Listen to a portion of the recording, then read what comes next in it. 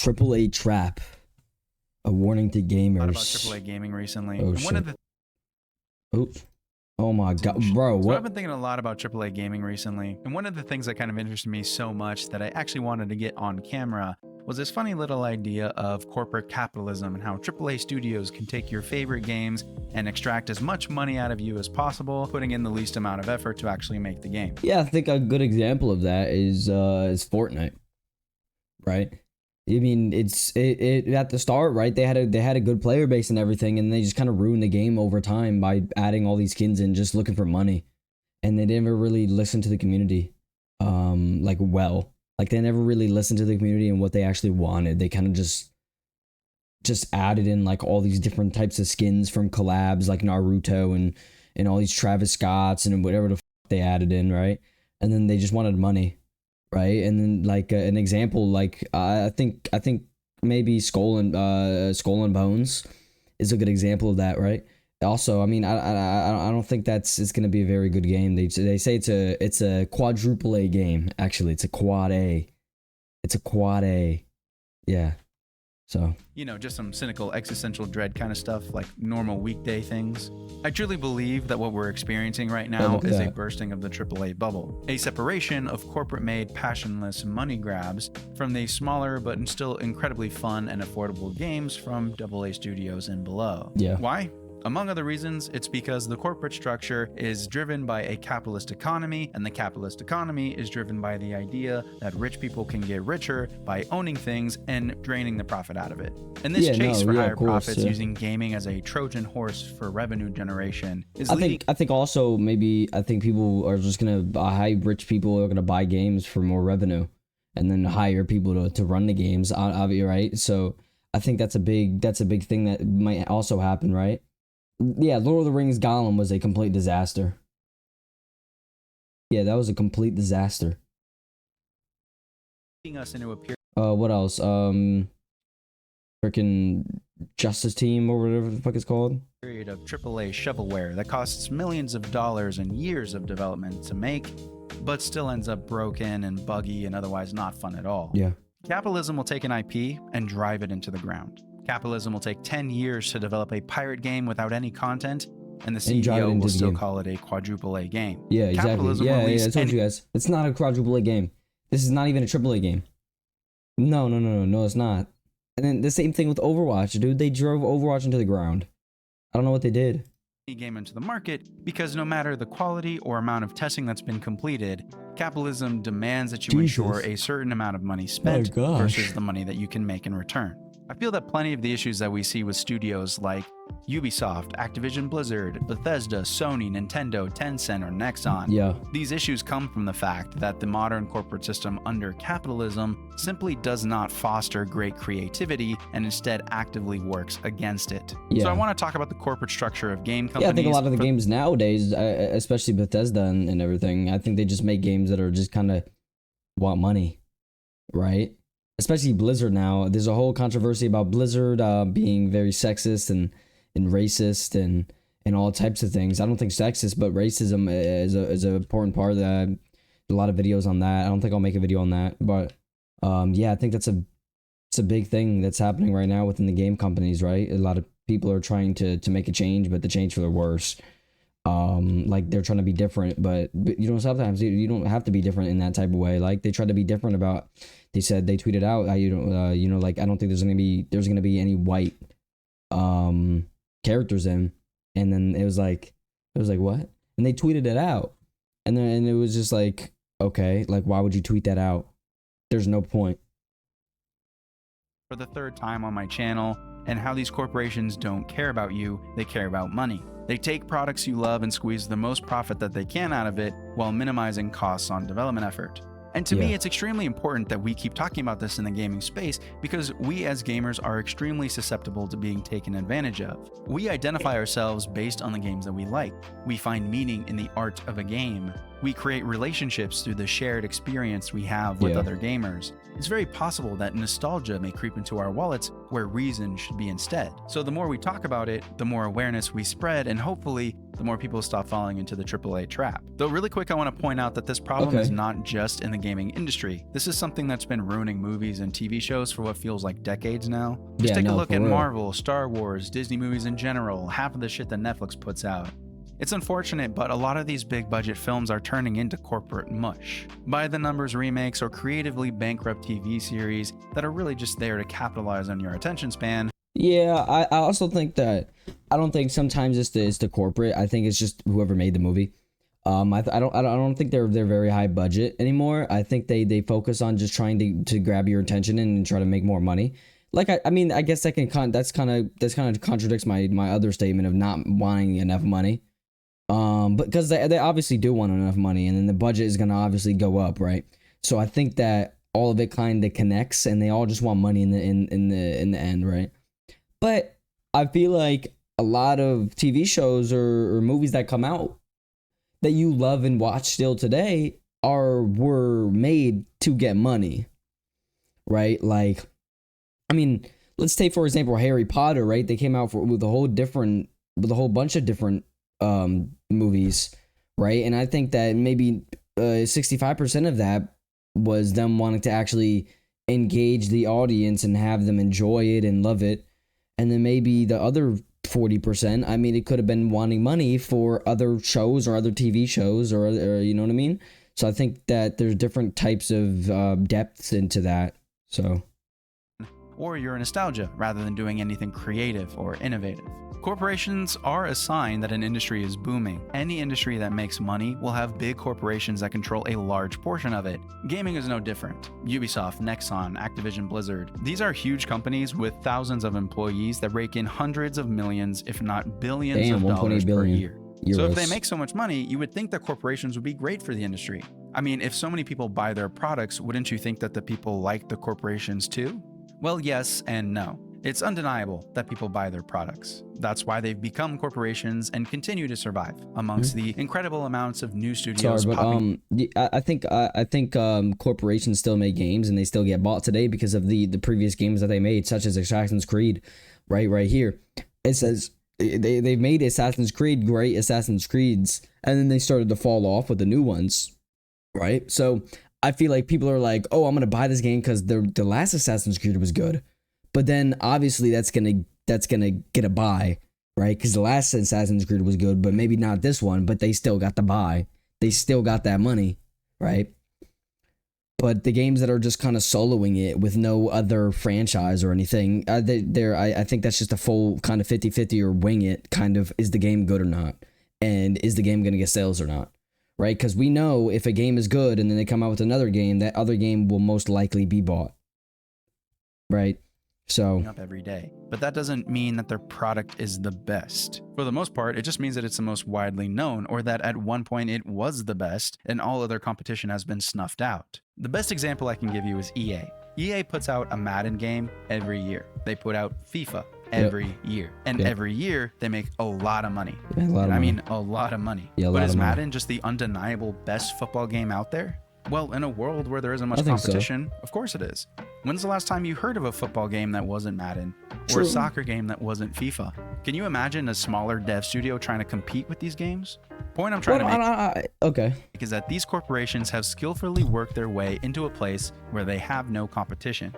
Any competitors, even other corporations. I also think that it's just kind of the things is who starts first and who ends up in that field before others.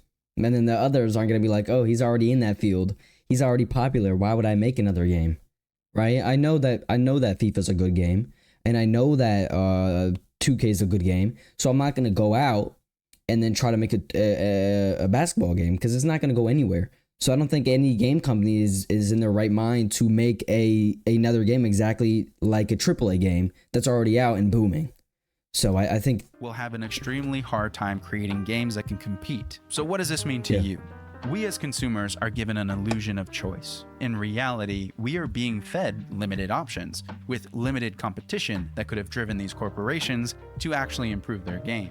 Right now, we're seeing the consequences of a lack of competition in gaming. Pokemon games releasing broken, Halo games releasing without content, Call of Duty games don't really change much, neither do Assassin's Creed games. MMORPGs take forever to make. Yep. And if you make one, there's no guarantee that you're going to be able to pull people away from the most popular games like World of Warcraft, RuneScape, or Final Fantasy. Just recently, we had a Star Wars Battlefront remake release, and it was worse in quality than the originals that came out in the early 2000s. Oh my lord. Instead of Battlefront fans being treated to a bit of fan service, this collection is a shameless money-grubbing exploit of said fan base. Yeah. This is nothing more than a cold-blooded attempt to exploit people's nostalgia, Jesus. which is the most disrespectful thing you could do with a game crazy. like this. We need to be I agree, because you can't make a really good game off of a really good TV show and make it bad, right? That's not how that works. It's not gonna.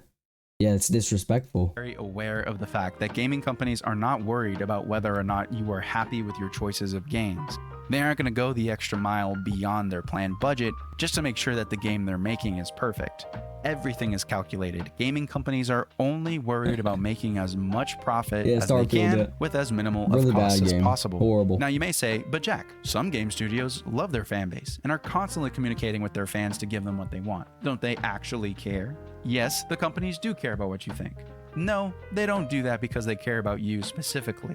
They will develop the game to your liking because if enough people agree with you and stop buying their game, it's beneficial for them to do what you're asking and get people buying again. Yeah. This is an example of aligned interests. See, Right. corporations will basically align themselves with whatever social cause or whatever gaming trend makes them the most money. Why do you think WB Games is doubling down on live service yeah, models? no, this game was horrible. Wait, no, this isn't a game. I'm talking about another game that involved Harley Quinn. Yeah, that game was horrible. Oh my gosh.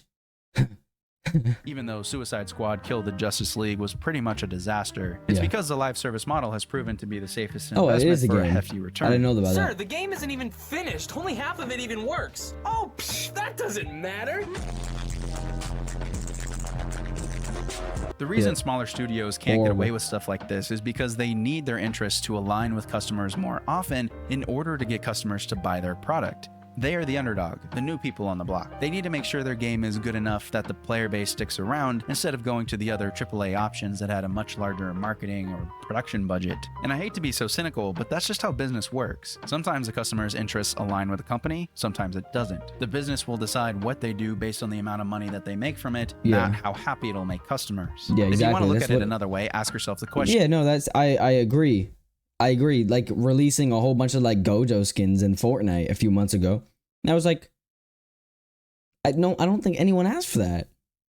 Maybe some people, maybe some really good, really heavy Jujutsu Kaisen fans, right? But we know that the main reason you just want to make some goddamn money, right? Do you think that if hundreds of thousands of people complain about predatory cash shops, that the mobile games will stop having predatory cash shops? No, because for every hundreds of thousands of people complaining about the cash shop, there are 10 people spending hundreds of thousands of dollars in that cash shop. Yeah, exactly. And if corporations are psychologically manipulating customers into spending more money, creating barriers to entry that prevent any real competition, making budget cuts while releasing games of questionable quality, and doing all of that while trying to spread a message of, we do this for you, dear consumer. If the corporation is evil, wouldn't you expect the people working in the corporation to be evil too? Like little henchmen to a supervillain right out of a comic book? Yeah. Obviously the answer is no. Not everyone that works at a corporation is evil, and to be fair, not every corporation is evil. But what we as consumers need to understand is that the corporate structure itself has been refined over time to help businesses be the most efficient at serving their purpose, which is to make money. At the top will always be the board of directors, the president of the company, and the C-suite. These guys make all the decisions, and most of the time, their job is not to care about games, it's to care about the welfare of the business. But does this make them evil? Well, some of them might be, but being... Well, I think a lot of the influence could also come off of the CEO, right? And it can spread down to the other employees, right? That just also want money, right? The employees are like, oh, well, if we make this and we get more money, then I get a higher paid, or I get a raise, right? We get more money, which means in the future I could get more. I can get more money.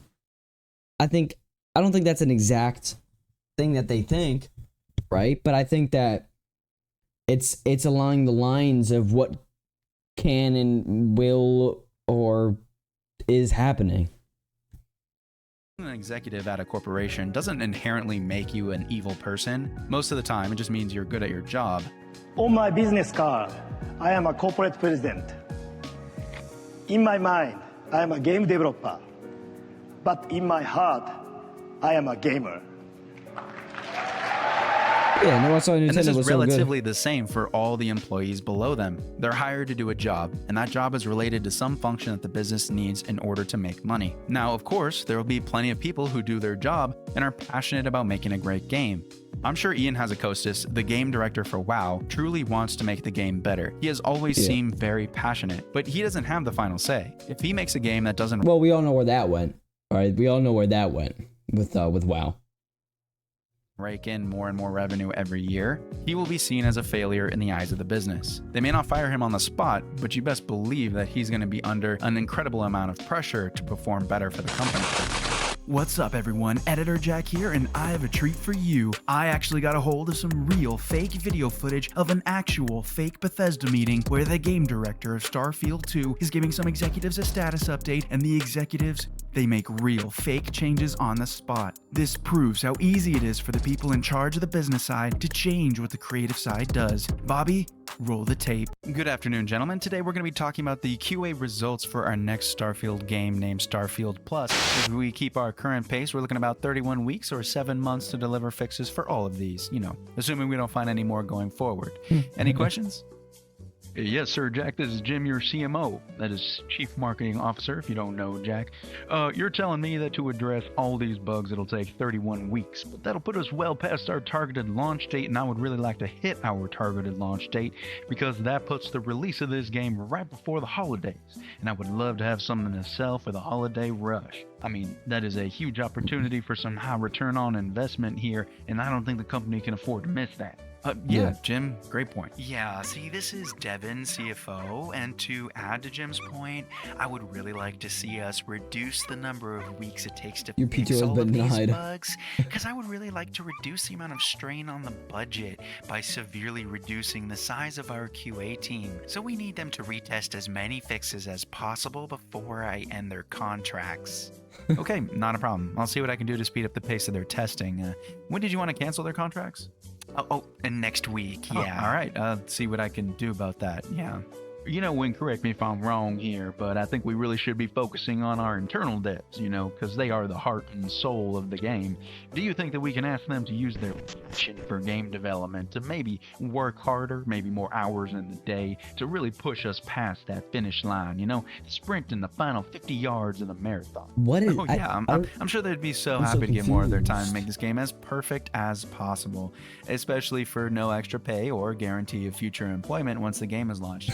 Yeah, and while we're talking about the dev team, I would also like to hear from you, Lazarus. Lazarus, he's our Chief Diversity Officer. I'm pretty sure we can secure some capital from investors who specifically look for Hispanics in video games. Do you feel like we'd address this with our dev team, Lazarus?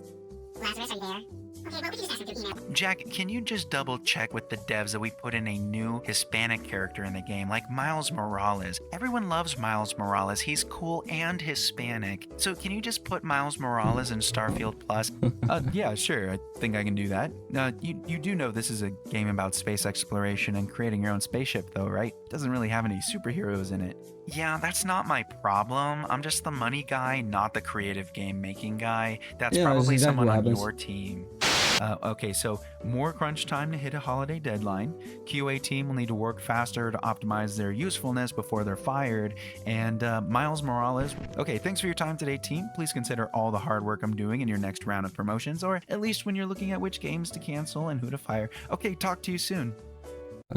So again, what does this mean for you, the customer? Why the hell am I taking up all your time talking about what people may already know? Well, here we go. Here's the big drop. Here's the main point I was building up to the entire time. I want you, my dear viewer, to be prepared. Basically, I would like for us gamers to better protect ourselves against some of the disappointments that AAA gaming produces. If they get your money, they don't care about your complaint. At the end of the day, I feel that this structure leads to a conflict of interest. The gaming side of the company, the creative side of the house, is put in a position where it constantly fights with the business side of the company. And unfortunately, the business side will always win because games need money to be made and function. The world doesn't run on good vibes. Yeah, it costs over $100 million, requires hundreds of thousands of developers, and takes years.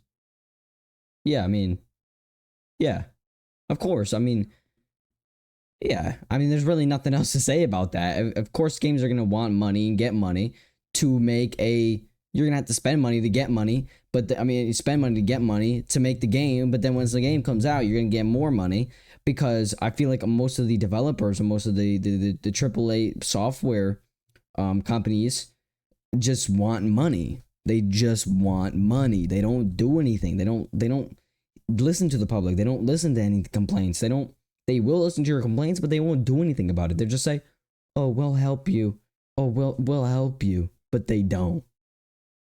Vibes and fun games, it runs on cash. And that means that any complaint a dev may have is instantly trumped by the response, "But this will make us more money." And this brings us back to the structure of corporations. It's not one person's fault. It's a system. The system was created to efficiently run a business, and that's it. Corporations don't foster creativity because that's not what they were meant to do. The structure has been put in place to make money based off data and educated decision making. And that's why creativity is only tolerated as long as you can prove with data that the creative investment is worth the risk. I'm being a bit dramatic, but basically, I went on this rant to spread awareness on protecting yourself against these corporations.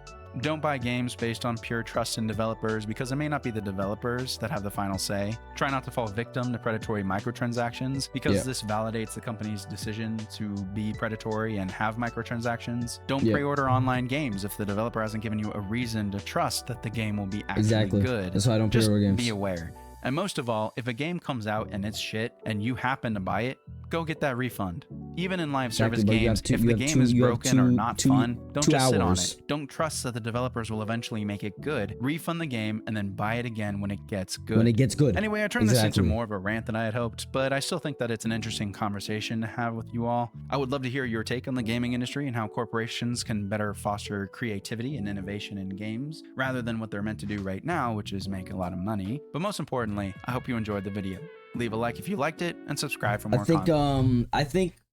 I think game companies just need to focus on not money wise, because they obviously will. The game's gonna be out for years. I mean, most games, right? Most AAA games will be out for years, right? So if we're talking about a long based game, we're talking about just not every month you doing something for money. You actually have to focus on the game, focus on the art, and listen to your audience and your players and the people that play your game, and spend money on your game, and just do what the audience and do what the players want, and do what they need. And that's really just it.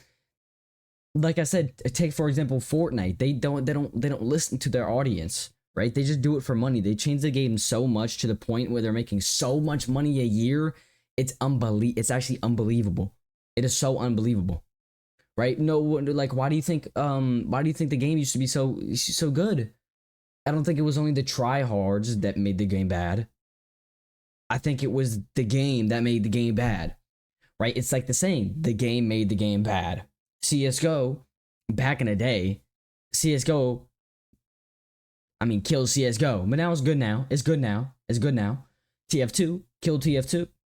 What's another dead game? Like, what's another really dead game? I don't know. But it's an example, and the topic and it includes to every other game, right? You can apply that logic to every other game that has the same type of art style and developers and people that actually just want money. Shit. I mean, you can't really do anything about it. You can't really just tell them, because CEOs and high people, the high ranking people that make the game, like the COOs and the CEOs and all of that are gonna want money. They're gonna want money. They made the game for money. I don't think a lot of CEOs just make the game for money. So with a CEO that just wants money comes developers that just also want money. Or the developers don't want money, but they can't do anything about it because they're just the developers that just make the game, that just code the game. They can't do anything.